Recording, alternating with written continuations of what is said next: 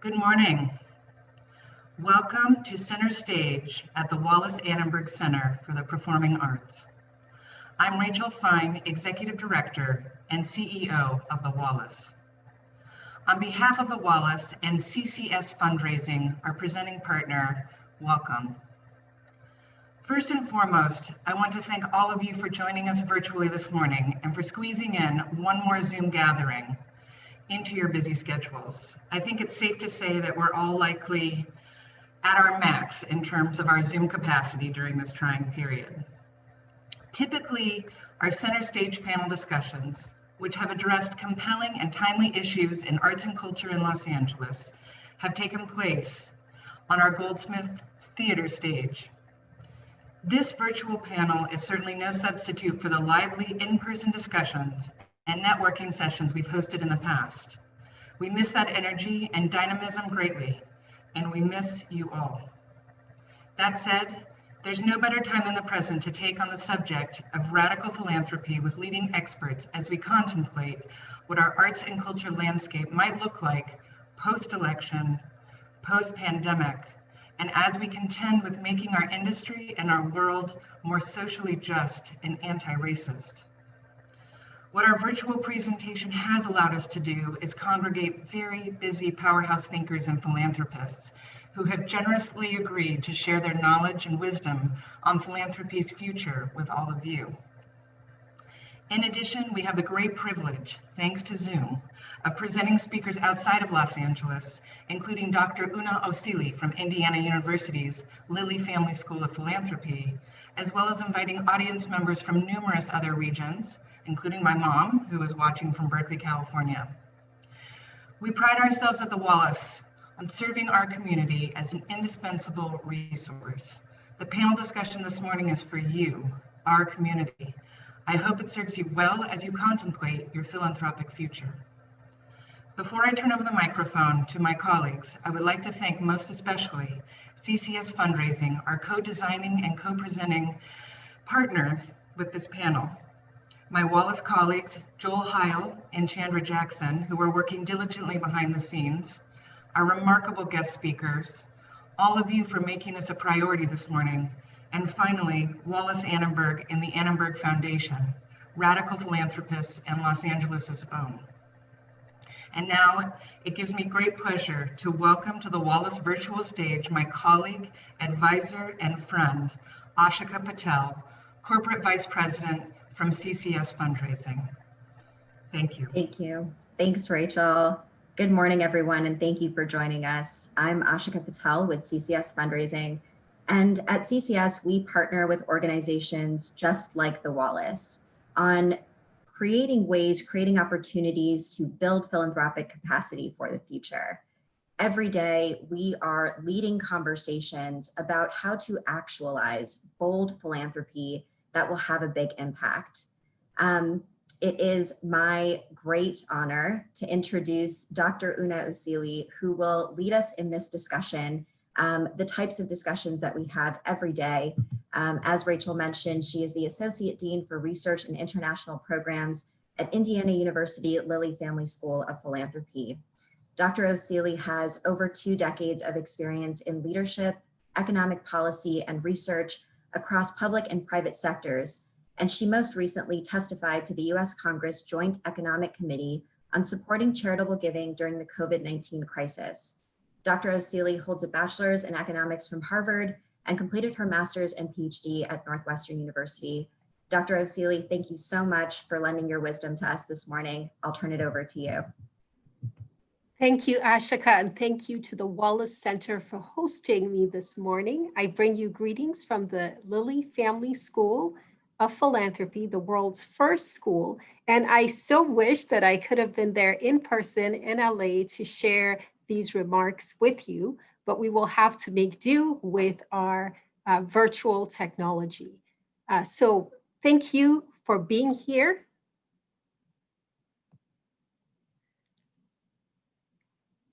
Okay, thank you for joining us this morning. And as I mentioned, greetings from the Lilly Family School of Philanthropy.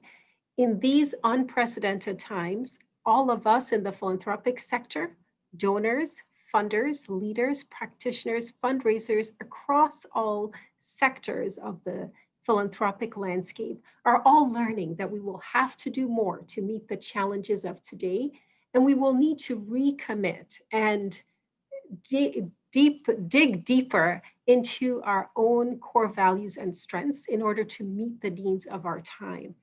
Even through this crisis, I am learning, and I know all of you are, that we also have the responsibility, as the author Toni Morrison has said, has written about, to empower others. And all of us have a role to respond to this crisis. But we're also fortunate in this moment to have some incredible tools, some data, some research and knowledge. This information was not available even 10 years ago or 5 years ago. And all of this combined help us make sense of this changing landscape. I also shared with Ashika that in this moment, I have also leaned in to my own personal story and what led me to a career in philanthropy and in research in the first place. And I'd like to share some of that with you before going into the formal remarks. My childhood was profoundly shaped by growing up in a home with two parents who were college students in the 1960s. My parents come from very diverse backgrounds. My mother's American from New York, and my father's Nigerian. They met in college at Cornell University at a turbulent period in our nation's history. My parents were and are still today deeply committed to racial and social justice. There was one constant in our household. I'm sure many of you can relate to this. Throughout our childhood, I have 4 other siblings. Our parents encouraged us to speak out against injustice, to be courageous in the search for truth, to fight against racism, and to share our thoughts and ideas without fear or hesitation. More importantly, and probably most relevant for this audience, they encouraged all of us to be generous with our time, with our talent, with our treasures. And I'm going to add another T here, a 4th T, our testimony, to lift up others and to support those in need. I have taken those lessons with me, and I've had the opportunity to devote a large part of my life to public service and to philanthropy.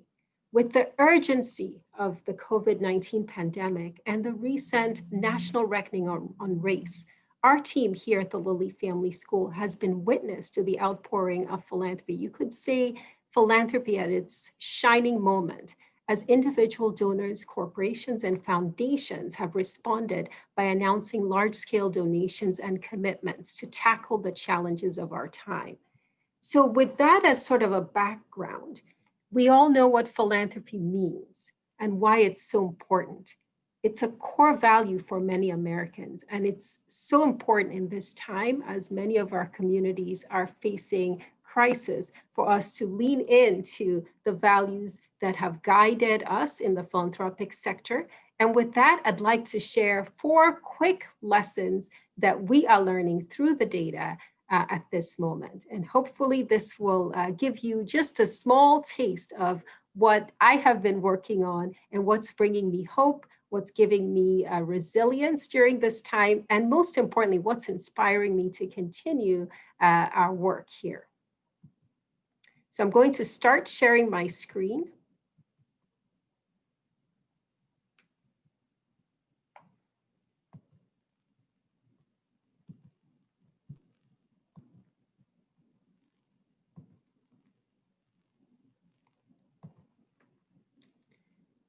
And the title for today's presentation is The Changing Philanthropic Landscape. How is philanthropy changing in this moment, and what does it mean for all of you? To guide the presentation today, I'd like to leave you with one word, and the word is philanthrometrics. Philanthrometrics is a word that we coined here at the Lilly Family School. It's made up of 2 important and timeless concepts. The first one is philanthropy, the love of mankind, a term as ancient as anything we can think about, dates back to the ancient Greeks and Romans, is found in every culture, in every corner of the globe. Every culture has a tradition of generosity. And the notion of metrics, measurement, which is newer to the English language. The word metric and the metric system was only brought into use in you could say even in the 19th century with the rise of the metric system. So today we have a powerful new set of concepts in philanthropy, the notion of love, of humanity, but also the notion of measurement. And bringing these two together in this time of crisis allows us to leap forward and actually break new ground. So with that, we've been able to learn during this pandemic that the donor landscape itself is changing. How so? Well, we know a lot about the philanthropic sector coming into the COVID-19 pandemic because of Giving USA. Every year we launch Giving USA in June. This year was different from any other year that Giving USA has existed, and it's been around since the 1950s because this had to be done in a completely virtual format. What we learned was that our team had tremendous creativity. Like many of you, we had to pivot, but we were able to successfully launch this report, this historic report in a pandemic in a virtual format. But we learned that the philanthropic sector heading into the pandemic was resilient, with a new record being set for giving at $450 billion. Most of philanthropy still comes from individuals, and that's still true even today. Philanthropy, if you look, 70% comes from individuals, Americans of all backgrounds. We've seen this trend continue in the pandemic with many individuals of all different racial and ethnic backgrounds stepping up their giving. In addition, we've also seen corporations play a visible and strong voice, both in responding to COVID and in the nation's racial reckoning. 5% of philanthropy still comes from corporations. This hasn't changed very much. It was 5% in the 1950s and 60s. It's still 5% now.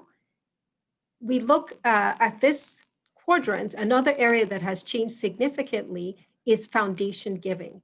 Foundations now occupy the second largest segment of American philanthropy at 17%. This is a new record that's been set. And we've also seen foundations continue to play a strong role during this crisis, especially community foundations that have raised across the country billions of dollars that are being committed to COVID relief. Now, one takeaway from this slide is that if we were to add up the individual segment, half of the foundation segment, and the charitable bequests, we would have something like 88% of all giving being attributed to individuals, both living and deceased. So one theme to take away is the power of individuals in the past and even today to change American philanthropy. This is a call to action for all of us in the audience today, that as we think about how our nation and our world responds to this crisis, it's really going to be up to us as donors, as leaders, and also as members of families and communities to step into this moment and drive the change that we'd like to see. The second most important finding here is that in terms of where the giving is going, many of you know this already, but arts and culture organizations continue to play a very significant role. Before the pandemic, it was 5% of all giving, but we've also seen arts and culture organizations play an even more important role in this crisis, with many communities depending on arts and culture, whether it's live theater, music, and all kinds of other types of outreach to heal and bring communities together. In other words, I'm speaking to all of you in the audience today because I know many of you are from the arts and culture world, to realize that your role in this crisis is perhaps bigger and more meaningful than in any other arena, simply because arts and culture organizations have a unique purpose in this moment. The second key finding that we are also wanting to share today is that donor motivations are changing. We have the benefit of seeing this because we have been tracking household behavior and charitable giving for several decades at the Lilly Family School. There are two projects that we work on here that you might want to dig into a little bit. One is the Philanthropy Panel Study, and the second one is the US Trust Study of High Net Worth Giving. Through both of these studies, we've learned some very important findings. And I just want to share, one is that Americans are very generous, and this cuts across race, ethnicity, and even cultural backgrounds. Before the pandemic, the overall giving rate was declining, however, and this was a concern. Back at the turn of this century, 2/3 of American households gave. that rate declined with the Great Recession and has not fully recovered heading into the pandemic. However, among the people who do give, the amounts have stayed very high and actually risen over time. We call this donors down, but dollars up or holding steady. So the second call to action here is how can we encourage this culture of generosity that has made our arts and culture institutions and all of our nonprofit institutions so strong? For me, as a parent, that has meant how do we bring our children and our young mentees and young colleagues into this tradition of philanthropy? When we look at who is less likely to give and whose giving has not quite recovered from the Great Recession, young Americans tend to be highly represented in that group. So that is my second call to action for today's presentation. I'm going to just skip ahead and say that another finding that has actually given me a lot of inspiration during this period is to see how corporations in particular have leaned in to this notion of profits and purpose intertwined. For a long time, I'm an economist by training, there was this notion, perhaps dating back to Milton Friedman at the University of Chicago, that corporations existed just for one reason, and that was to make a profit. However, we've seen that expanded where corporations are increasingly listening to their customers, their employees, and other stakeholders. And corporations have actually responded to disasters in the past. In our natural disasters that we've seen an uptick in giving by corporations. But over time, however, there has been a decline in corporate giving as a share of pre-tax profits. Some of that, there are many reasons for this trend, but this is also an area where there is a bit of a change taking place. Many companies are increasing their giving, they're increasing their matching programs, and they're also recommitting to the communities that they live and work in. In particular, corporations have accounted for about 70% of the giving to racial equity and social justice.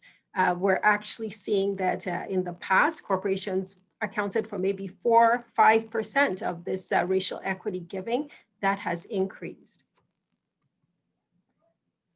A final point, actually two final points. One is a question. We seem to think as we look at the data that COVID-19 is in fact an inflection point for philanthropy. Why is that? Well, just to give you a sense, prior to the pandemic, philanthropy was under a lot of scrutiny. Some questioned whether it was departing from its democratic values, whether it was doing enough to combat inequality in our society, and whether philanthropy was actually trying to address root causes or perhaps even making situations more problematic. What we've seen since the pandemic, however, is many philanthropic organizations actually increasing their commitment and expanding their footprint, many of them relaxing some of perhaps rules that they may have held in the past and increasing their payout rates. In particular, once again, corporate funders have played a very significant role. In terms of the dollars committed just for COVID funding, corporate giving and foundations, corporate giving programs and corporate foundations account for 63% of all the giving that has taken place. And then finally, a note of perhaps inspiration and innovation. Of all the things that we've studied during the pandemic, one of the points that has stood out to me is the theme of disruption. We're seeing across all our sectors, we're rethinking how we're doing things. Coming from higher education, we've had to convert almost all our learning to virtual. We've had to figure out how to do everything we do in a different format. While the nonprofit sector has been thinking and rethinking this whole notion of how do we embrace technology to build relationships with donors? How do we still establish trust with donors and other stakeholders in a virtual format? What we have learned in this moment is that technology is disrupting philanthropy. Prior to the pandemic, only about 8% of all giving was taking place online. This is remarkable given that so many of our other transactions have migrated to the online format. However, when it comes to online giving, this has been a fast growing segment of the philanthropic sector, growing at double-digit rates, but still occupying only a small, relatively small slice of philanthropy. We think this is changing. Many nonprofits during the pandemic have had to convert events to online events, virtual fundraisers, and even engagement with donors taking place online. With all of these changes and with all of these findings, it can be a bit overwhelming for many of us in the philanthropic sector to think about how to embrace change in these unprecedented times. I started with a story about my family and also the notion of philanthropy and metrics combined. My parents, during this time, I've had to call them several times. How do you navigate this set of challenges, given that they also came of age during a time of a lot of turbulence in the 1960s? And what they shared with me was a message of hope. And I want to share that with all of you. They said in this moment, they are actually more hopeful than they were in the 1960s. When they looked at the protests that took place in the US, they saw young people of all different backgrounds, of all different racial and ethnic and parts of the country united. That was not something that they saw in the 1960s. They also mentioned the notion of collaboration. They had not seen all these different sectors working together to drive change. Corporations taking the lead, foundations leaning in, and local leaders, grassroots leaders, joining forces in many communities. So what they try to reinforce to me is that we should remain hopeful. At the same time, I want to also issue a call to action. Many of you are in the arts and culture sector. The arts and culture sector can lead in this moment by being an innovator and by collaborating with government and the private sector. The nonprofit sector also has an unprecedented opportunity to address gaps and to reach vulnerable groups. We can also, all of us across all sectors, but especially in the arts, take this opportunity with our nation's attention focused on race and centering on race to lift up equity and inclusion concerns. One last notion about my parents. I'm also a parent now. We have 2 young children.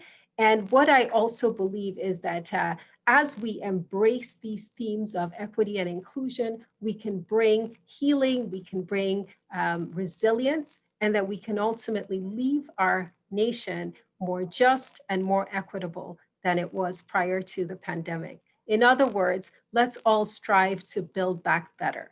So I'll stop here. There's a lot more, as you can see, that I can share, but I'll leave that open for questions and answers. Thank you, Dr. Osili. Hugely informative and very timely.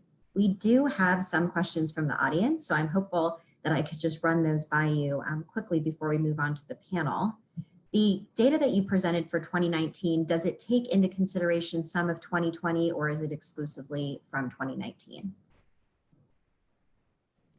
Excellent. So the data that I shared actually is twofold. I shared some data that's 2019, but I also shared some of the ongoing tracking that our team is doing. Starting in March, we started collecting data on how individuals are responding to the pandemic, how foundations are responding, corporations. And we also started tracking crowdfunding platforms, which we had not done in the past.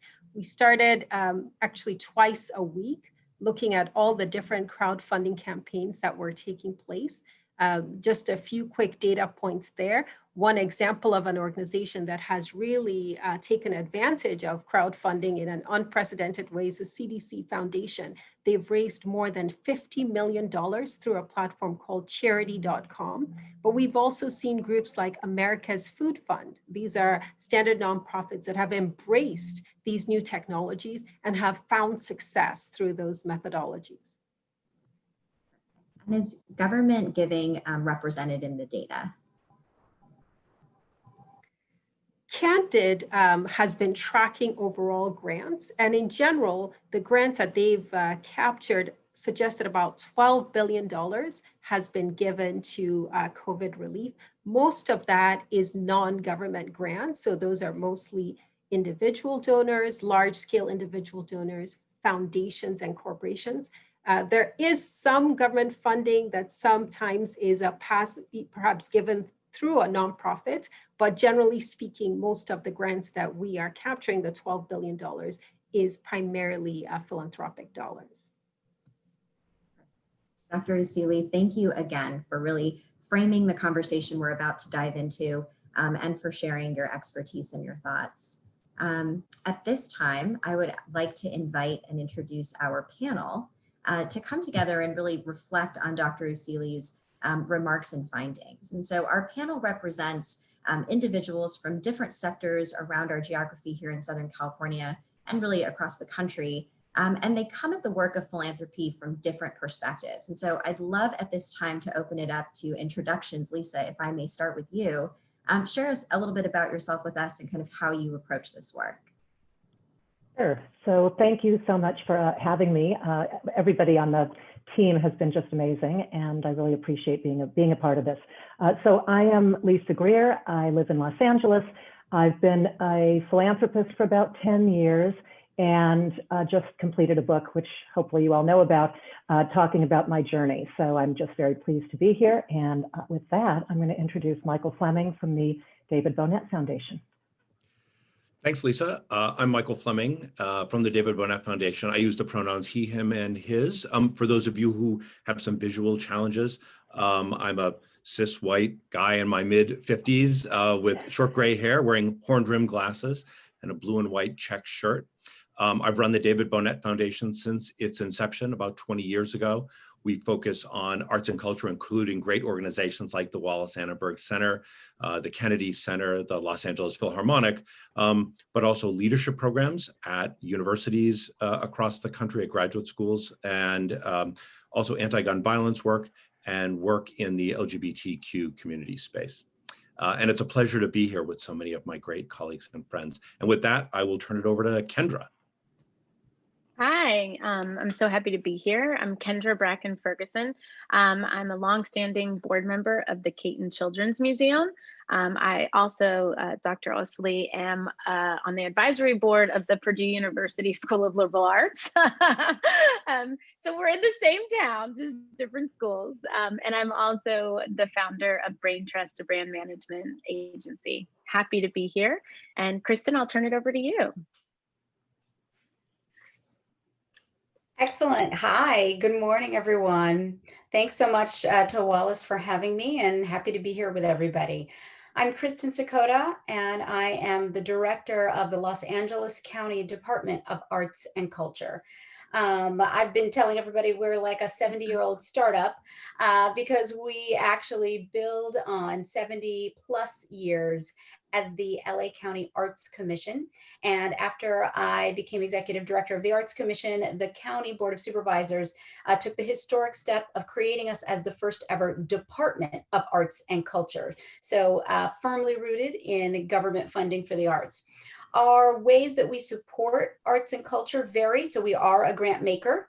We are a public funder, absolutely. We have numerous grant programs of various kinds, which I may end up talking about today. We also work strongly in arts education, so advancing arts education all throughout the county, and in fact just put out the new blueprint for arts education. Have to plug that.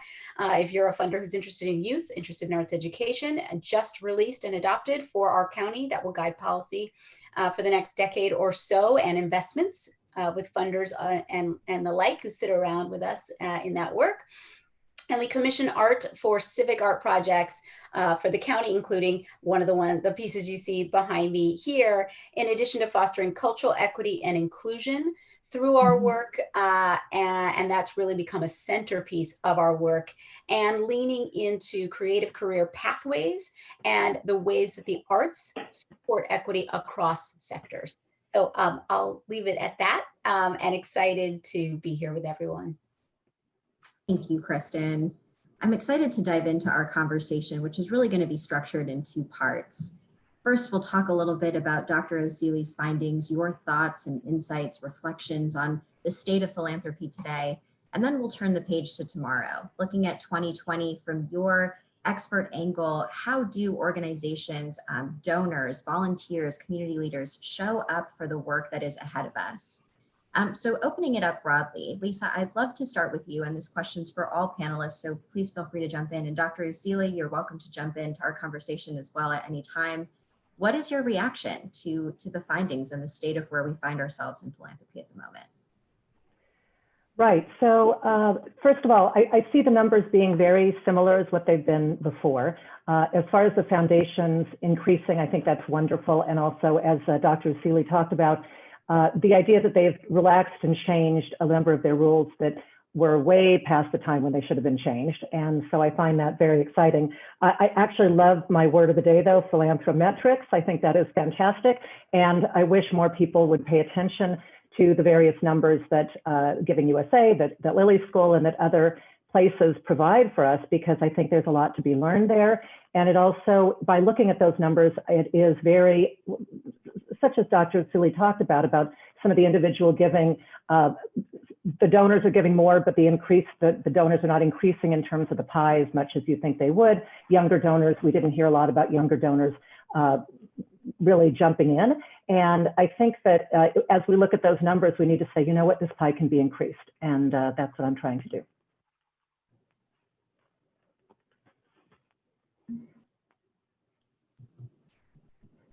Michael, Kristen, Kendra, any reflections from you from the data? I guess I would say very much kind of what Lisa said, that it's terrific data to have. This is something I don't think that the philanthropic sector does enough of, cranking out just really good, relentless, nonstop kind of data. I am curious about another use, excuse me, of the data, and kind of a part of Lisa's point.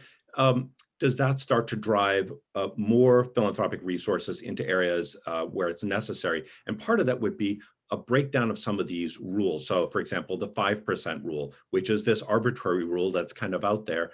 How many foundations are exceeding that? How many foundations are looking for new and innovative ways to reach grant seekers who heretofore have no idea how to even penetrate these walls of secrecy that are all too often built around foundations? So I'd like to a larger conversation around transparency and using some of this great data to break down some of these walls. And I would. Oh, go ahead. Go ahead, Kristen. I was just going to say, just to throw in a few reflections. It was great to be able to hear really some data from kind of a big picture view of philanthropy, as my work really focuses specifically so much on arts philanthropy. And definitely saw some parallels when you're really just looking at arts philanthropy across not only here in LA, which of course is where I'm rooted, but also across the country. As a board member elect of grant makers in the arts, we've also really been looking at arts philanthropy across the nation, public and private funders. And we're seeing some key trends that are similar to what was presented this morning. So for example, we are seeing increased giving that is just greater giving. So people are stretching more, including going past that 5% rule, which I'm sure a lot of folks on this could explain this just as well or better than I, but just for those listening, essentially, if you are a private foundation, you must expend a minimum, essentially, of 5% of your endowment in order to still be considered a private foundation by the IRS. So from my attorney hat, I view it as kind of a tax rule, but that's ended up becoming the standard and actually the max that many private foundations spend while their principal continues to grow or their endowments continue to grow. And so there's a movement to say, well, 5% doesn't have to be a max, it's actually a minimum. And how are we thinking about how we use our funds over time? How are we thinking about immediate needs that our communities have? Or how are we thinking about the idea even of philanthropy? Is the idea that we as a philanthropist or a foundation should preserve our dollars to live on forever? Or are we focused on a specific kind of challenge like homelessness or something that we hope to eradicate? And we should actually be using our dollars to try to end it and put ourselves out of business so that it's not really about us staying around. It's actually about empowering the community and addressing change. So anyway, so I sort of digress there. Sorry. But so we're seeing increased giving. We're also seeing in arts philanthropy just more flexibility, and I could we're doing that too. I'm sure others are too, to ensure that the timing of the grant or that it's more operating approaches. So even folks who hadn't done that in the past are trying to see what they can do to do that. And then the last one, totally mirroring what the doctor was saying, equity. Just seeing a lot more focus on equity of all kinds, but especially racial equity. And of course, that's a huge topic in and of itself. Thanks. And that's what, Kristen, even the last point, I think I kind of picked up on the same things. I think my background kind of coming from brand management, the talent world, entertainment, lifestyle, were how do we take technology? When, Doctor, you mentioned like, how do we use technology? And I saw that as the direct correlation to increased funding, especially with the younger demographic that Lisa mentioned. And then really looking at the role of transparency. I think they all go hand in hand, as Michael said. So whenever we're transparent about the funding, the dollars, how do you get involved? We can then leverage technology to access the younger demographic. And from where I sit, my primary philanthropy in terms of where I show up more is really through the Caton Children's Museum. And so for me, I am looking at, as we have an amazing board of people who their children have kind of aged out of this younger demo, we have an amazing opportunity to reach these younger parents that do have younger children that are impacting a younger demographic. And so how we recruit them, how we educate them about the organization, and ultimately how we raise funds is being driven through the lens of technology. So I was really resonating with what the doctor was saying and then coupling that with kind of my other panelists. And I think that that's going to be what we really have to lean into, especially when we get into the discussion around equity. We've been focused on at the Caton having diversity and inclusion and equity, creating an actual committee, because that's going to give us the breadth to expand beyond the traditional donors that we're seeing in order to reach these new audiences. Sandra, it's an important point, right? I think there's so many that converge with each other. So Dr. Osili talked about us being at an inflection point in culture. I think when we look at the arts and cultural organizations in particular, how do we engage that younger demographic of potential donor, that younger demographic of arts patron, and really cultivate them towards being philanthropists? Then throw in the data that Dr. Osili shared about online giving, right? How small that was back in 2019 and how big we will anticipate that piece of the pie for 2020. So from each of your vantage points, and Michael, as part of the David Bonnet Foundation and how you think about critical grant making in the community, I'm curious to hear how you receive online outreach, how you receive organizations seeking to engage younger audiences. Does that excite you as a grant maker? What are some of your thoughts? Wow, an awful lot to unpack there. Yeah, I mean, we obviously, we had an online grant application process for the last, 18 of the 20 years, right? So that's how a lot of folks found us to begin with. So that hasn't really changed that much. I do think, though, that for lots of our fellow philanthropists, lots of organized foundations, they still are.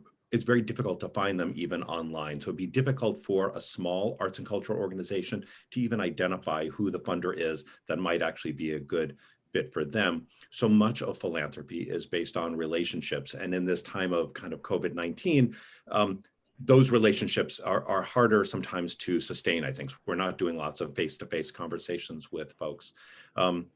So, I mean, we've tried to be really intentional about it. We've tried to partner with fellow foundations to say, who else are you funding in this time? Who could we step up and help fund organizations, institutions that we may not already fund, that we don't know an awful lot about, and let some of our fellow funders vouch for those organizations so as not to make those organizations jump through 3 more sets of hoop simply to get funding today. I guess I'd point out one other thing about equity has popped up.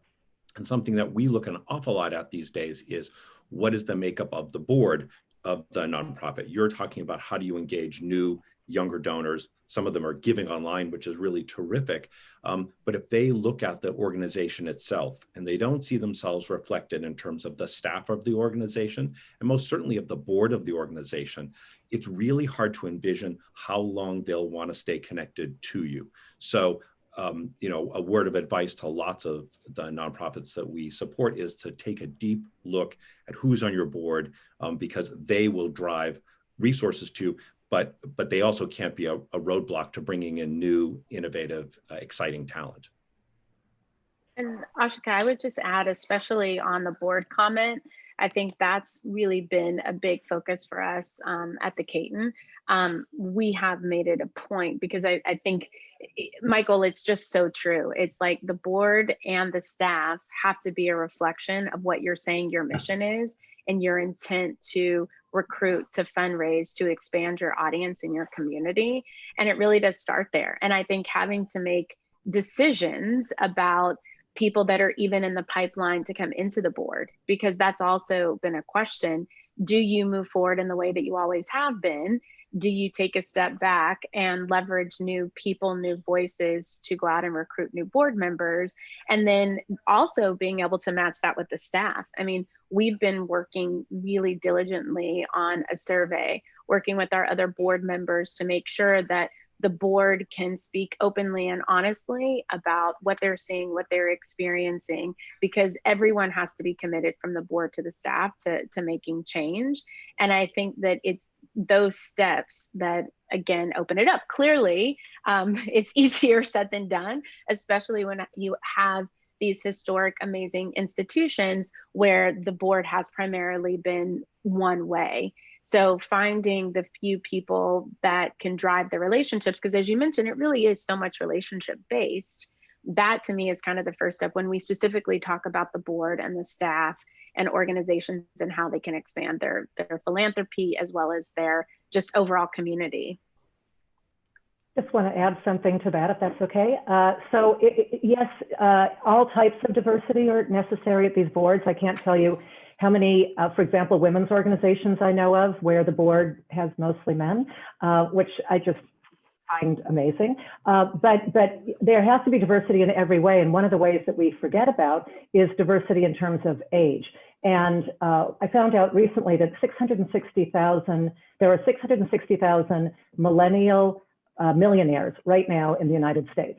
Yet, how many of those people are actually on boards? And yet we know that that's where this big transfer of wealth is going to happen. We know that there's all this money there. We know that, but yet we can't seem to get past oh, they're not old enough to be on a board, or they don't have enough to be on a board, or they don't have enough experience. And until we get over that, we're going to continue to have problems. I would also agree with that. And also really just kind of point to not only the idea of kind of who as individuals is on the board in terms of the sort of diversity of the board itself, which I absolutely agree with and champion. And actually in the LA County Cultural Equity and Inclusion Initiative, we really looked at 5 lenses for an organization. So the board, but also diversity, equity, inclusion, and access in the staff, in the programming, in the artists you're engaging, and the audiences that you seek to engage. But I would add another element when it comes to philanthropy and the point Lisa just made. A lot of the new wealth that we saw, in the last, I don't know, decade or so, was also concentrated in some areas. So tech, essentially. Tech, digital companies, et cetera. And I think, one of the things that has been kind of estimated is that arts giving from the last recession didn't rise back as fast as giving in some other areas. And that then when it did start to come back, folks started to realize that part of what happened is that funders who had previously funded the arts came back, et cetera, but new wealth was not funding the arts. So you might have all these folks in Silicon Valley, Silicon Beach, et cetera, and so many of them are not giving in the arts. So we have to also think about not just the individuals themselves and who's on individual organizations' boards, but as a sector. What messages are we sending that the arts are actually an essential part of our society? And in this moment, when we're talking about crisis and COVID-19, that the arts are an essential part of our shared recovery. Arts and creative industries are part of our economy. It's part of our health and well-being. And we know this is all like proven out in various data surveys in addition to what we just know in our bones. It's of course a part of entertainment and engagement. It's a part of education and career pathways. All of those things I think should excite a lot of younger folks, a lot of tech folks, arts and culture are also amazing vehicles to support anti-racism and greater cultural inclusion. And so with all of that, I think we have a job to do as an entire ecosystem. So the artists, but also the nonprofit arts organizations, us as funders as well, both within our own foundation or with other colleagues, to really make the case that the arts need to be supported. Even in this moment, yes, absolutely in this moment. And even for folks who either had turned away from giving in the arts, which we've seen in Los Angeles, a couple of significant funders who over the years in recent times turned away from the arts, or supported other sectors, like they support public health, or they support diversity, or they support youth development, and actually realizing that supporting some arts strategies within that portfolio can also make sense. And then the new wealth, getting them to see that, you know, I made my money at, you know, well, Snap. I was going to use Snap as an example. They're great. They work with us and they fund a lot in the arts and in creative career pathways. But whatever, I made my money in that space. Arts and creativity is actually a big part of that kind of innovation.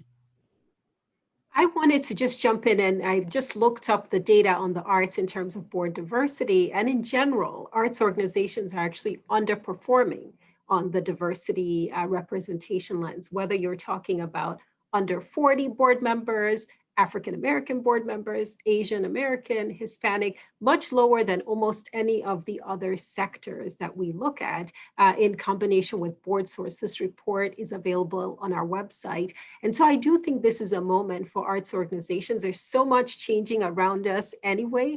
This is a time for radical philanthropy and also to look at all of those dimensions of diversity that many panelists have mentioned. I'll also kind of make another point that's just as important. Some organizations are reluctant to look at diversity because they think it might maybe hinder their fundraising efforts. But our data actually show that more diverse boards raise more money, and more diverse boards have more successful outcomes in terms of achieving their mission. So the case for diversity is not just this is the right thing to do, but it can actually strengthen the organization. We have seen a lot of change across corporations where much more intentional efforts around diversity, especially this year, 2020. We've seen some of that within government. The nonprofit sector, surprisingly, instead of being a leader in this area, has tended to lag behind government and corporations. So my takeaway from this moment and the research as well is this is a chance for us to be bold. And given the work that arts organizations do, it's so vital that they really embrace, not just walk the walk, but walk it boldly. And in this moment, we really can't afford to not take the steps that we need to. And that is, as you were talking, I was like, why? And it kind of goes back to the conversations I've been having about the boards were made up of people who look like the other people who were already on the boards. Mm-hmm. And like, that's the real systematic problem of why it's been hard to drive diversity. And it's interesting that we would even have a notion of trying to understand why a diverse board would perform better. But when you look at it, diversity, not only just because to your point, it's the right thing to do, but that's how you actually expand your audience and your resources, because then you're working with people who aren't going to the same pool of people because they looked like each other, they were at the same golf club, or they were already in the same community of people. So the case for diversity is so much greater when you think about the fact that people are in different communities, they have different networks. And so the expansion of resources, of donor, of even just finding new donors, it actually becomes much easier. So like I liken it to, in my world of marketing and branding, what we call CAC, in terms of cost of acquisition for a customer, which you essentially lower that whenever you have diversity, because you have more people in the world talking about the organization, helping to fund through networks that may not be connected already. So I was, as you were talking, I'm like, why? It makes so much sense. And then I think the other thing too, Kristen, that you were talking about, which I hadn't even been thinking, and I can't wait to take it back to my own, to the Caton and other boards. But when you said board, staff, programming, artist, and audience, And the programming is also so key because that's what brings in diverse audiences. The programming and the artists and residents, they also have to have a different look and feel so that it can attract other people. And I think even when you look at the audience, so I'm so glad that you broke it down that way, because we do talk about the board, we talk about the staff because we're thinking internally as the reflection point for externally. But then whenever you look at the tangible touch points that you have to actually bring these organizations to life, it's that programming, the artists and audience. So thank you. That was great.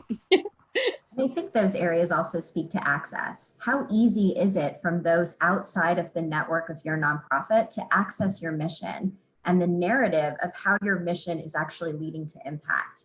So I'd like to center on the idea of relationships, thinking again about relationships beyond those that are traditional to the arts world. What are some tips and strategies? And Kristen, I know you come at this from a public perspective. So what has worked in the public space to really expand access to the arts, and how can nonprofits imbibe some of that going forward?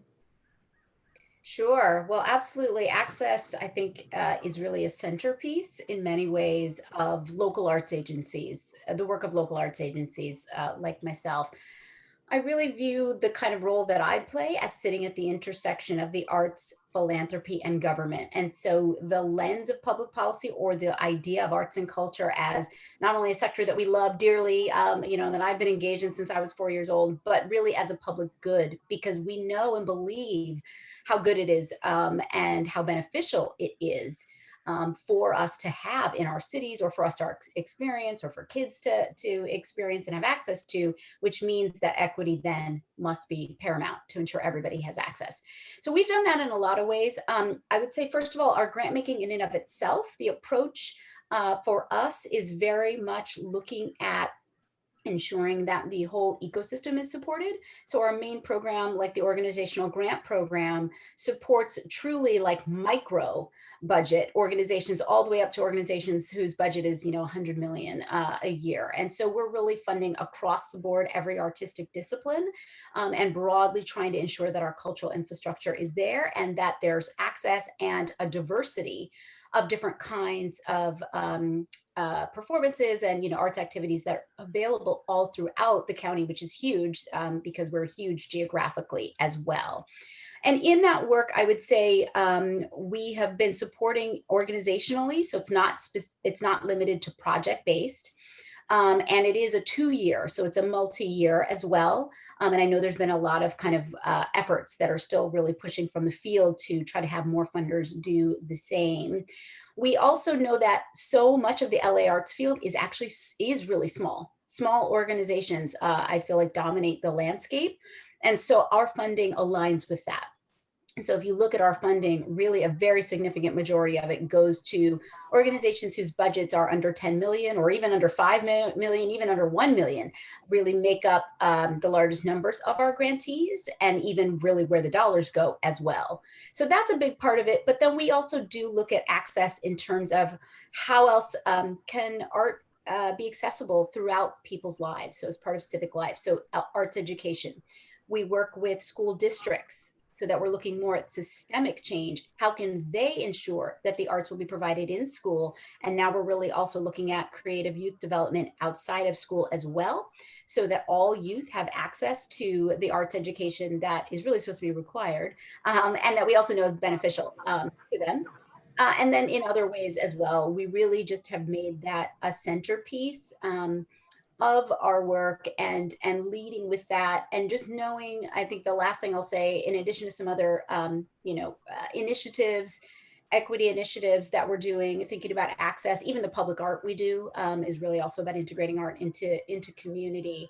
Right now, because of COVID, we've also been able to launch a relief fund that's using federal CARES Act dollars that went to LA County, and we were able to allocate a $10 million CARES Act relief fund that we're administering right now to the LA field for relief, because this is such a critical moment in what we're seeing and the impact of the field. And half of the organizations reporting in surveys are saying they're not confident they can survive COVID. And so the relief is really pretty critical right now. And again, we drove a little bit with equity by giving more priority to organizations with a budget of 15 million and under.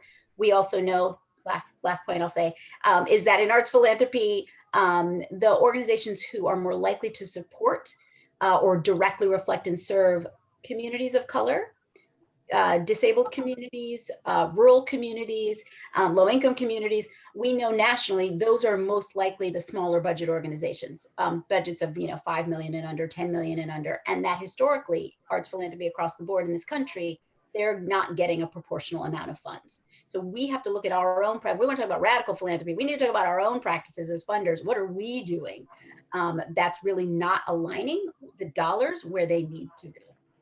Sure. So much of what you were saying, Kristen, reminded me that, Michael, in a previous conversation, we talked about an academic course that you teach around power, politics, and philanthropy. And I'm curious how, from that perspective, you unpack this idea of access, and then also having firsthand experience with the arts organizations here in Los Angeles that, as Kristen mentioned, are smaller budgets compared to what we see around the country. What can you share with us in the way of your reflections on access?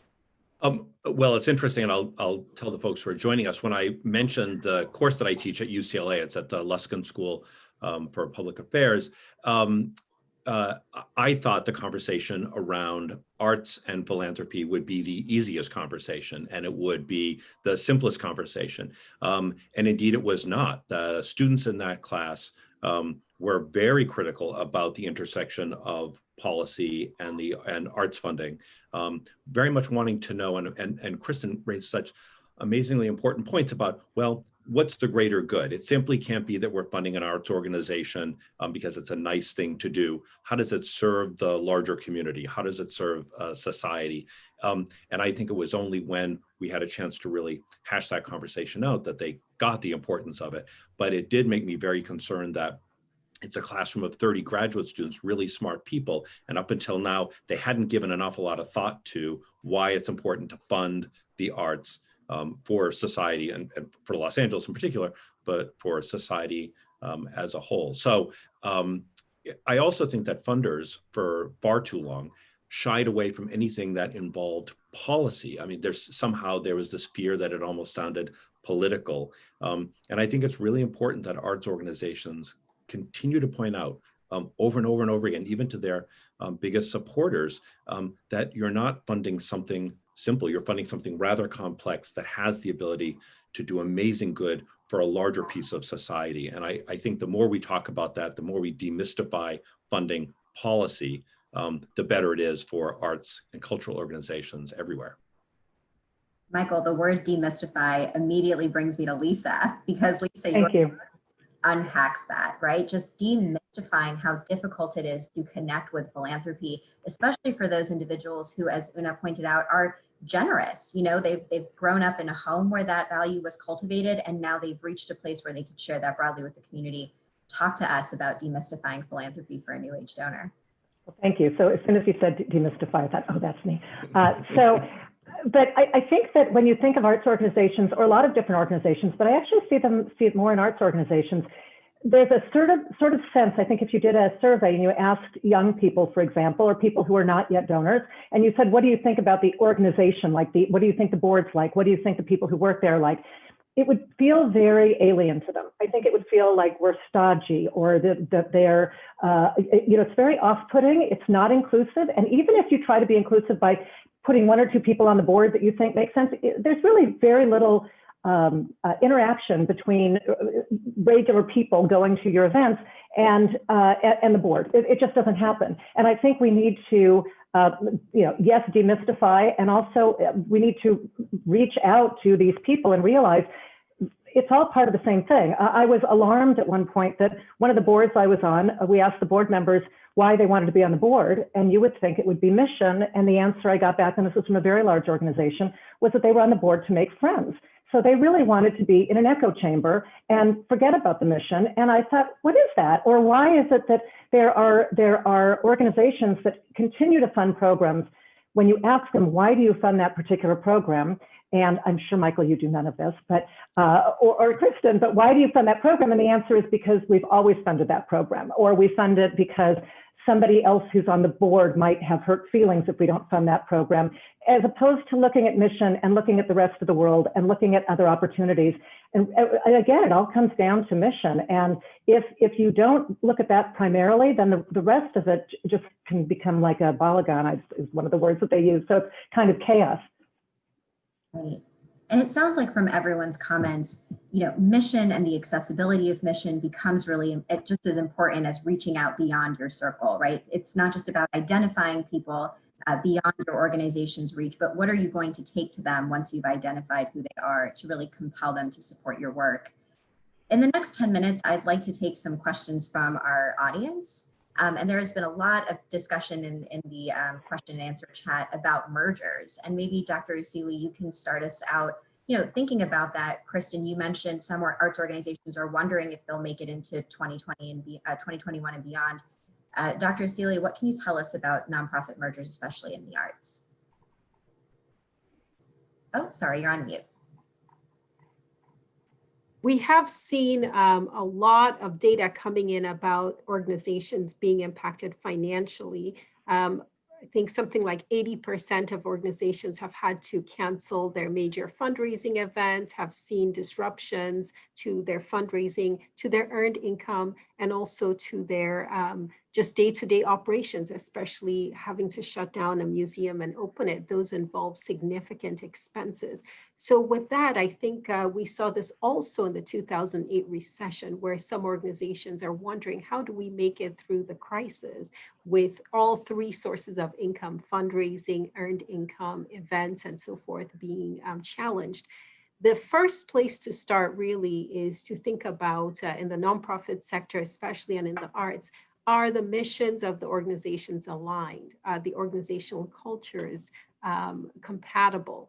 And a merger might be too extreme for many organizations to consider, but there are lots of other steps in between an actual merger and going it alone. I think there's shared services, there are collaborations, there's sharing of back office, and even shared staff that could help organizations navigate this crisis. And then I'll put my kind of researcher hat and funder hat on. I'm on the board of several foundations, including our community foundation here. Funders at this moment are looking for collaborative models. The leverage of funding collaboration makes a lot of sense. So I think this is an opportunity, especially for smaller organizations, to say, how could we work with others in our community, maybe within the arts or in other sectors, to actually strengthen our overall operations. And so I think with any crisis, there's an opportunity. And in this one, I think we can rethink all of our work and really think about how can we deliver on our mission and what types of alliances, collaborations. It doesn't have to be a merger, but there are many steps in between. And certainly we have lots of examples right now of organizations in the arts that are working with others. One very wonderful example from our community here is the ballet company and the art museum collaborated to do an outdoor event that was just spectacular and sold out for many months. So lots of ways that organizations can think creatively, use their resources, and deliver on their mission, all at the same time. So, Dr. Osili, I thank you for saying to play with others. One of the things that one of my standard questions that I ask organizations when they're coming to me for money is, how well do you play with others? And you would be surprised how many of them say, I've never thought of that. So I think that should be part of the standard questioning I'm saying it in a light way, but it's important. Just one example I want to share with people I found astonishing in the last year. Two major hospitals I think it was in Ohio, got together and actually put their development people together. They didn't do a merger, but for the sake of the better good and the community and what they wanted to build, it was for a research building and a school, I think. And they actually had the development people, the fundraisers, meet each other, work in a room together, and shared lists. And I just thought that is amazing. That's one of those things you thought would never ever happen. So maybe foundations will start, giving away 10%. Anyway, go ahead. So, and I love that. And I hope that we turn that around and look at ourselves and also say, do we play well with each other? There are hundreds of thousands of family foundations out there who don't even know that there's another family foundation down the block. Could you imagine if nonprofits started saying to us, why don't you all merge? Why don't some of you come together? Why don't we make it so that I don't have to apply to 50 different family foundations to get some money to support my arts and cultural organization? I could do it through one centralized service. There'd only be one program officer for me to talk to, one set of relationships to build. So I hope that, I think that's incredibly valuable for the nonprofits, but I also think that it'd be really valuable for us as funders to make sure we're talking to our fellow funders and we're working in concert more often to lower the barriers for entry so that more we get a much broader and more diverse set of arts and cultural organizations, for example, coming to us with a little more ease. And just a couple of things to pick up on that. We are definitely seeing on the first piece, more of the arts organization side, we're definitely seeing some trends in LA of organizations exploring what would it mean to work more collaboratively or even approach funders collectively as a group of visual arts organizations or whatever. We're seeing them explore a bit of that in addition to other kinds of collaborations and mergers and things of that nature. And then on the funder side, absolutely. I think, we have for years, and I'll give all credit to my predecessor who began this, Laura Zucker, convening LA arts funders of all kinds. So public funders, family foundations, private foundations. We now do it jointly with the Southern California grant makers that they help coordinate with us. And so we convene regularly a whole group of folks to share practices, to come together.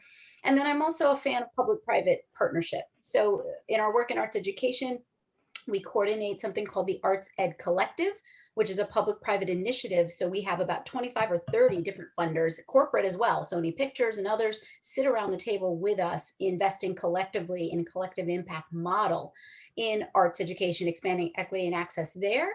And then even in the realm of relief funds right now, I'm working with a couple of significant funders in the region to look at how we can possibly expand some relief and recovery efforts that have been started here into something that can be more of a pooled effort that would be a little bit more regional. So I think there's absolutely something to mine there. Perfect. I'd like to thank all of you for taking the time to share your wisdom, your insight with us. There are several questions in the question bank that we didn't get to, so we will follow up with you all to make sure that those are answered individually. Dr. Osili, Lisa, Kendra, Michael, Kristen, you are all revolutionary in your own lanes, and we look forward to how you will shape the dialogue in 2021 of the nonprofit space in the philanthropic sector. Thank you. Thank you. I will turn it over to Rachel. I also want to add my immense thanks to all of you. Ashika, thank you for playing well with us.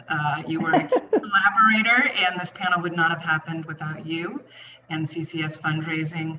Michael, Lisa, Kristen, Kendra, Dr. Osili, I am so honored really to be in your presence and to learn so much from you this morning. Thank you for dedicating your time. For 5 lucky people, I have Lisa's book here. We will be doing a drawing from all of the attendees, and we will be sending out 5 copies of Lisa's book. So Lisa, thank you for donating these books. I'm sure this will be an incredible guide as we all think about moving forward in philanthropy. I also want to invite everyone to all of the Wallis Annenberg Center for the Performing Arts future offerings. It is true we remain closed, our stages, and of course, this is very sad for all of us in the arts, but we are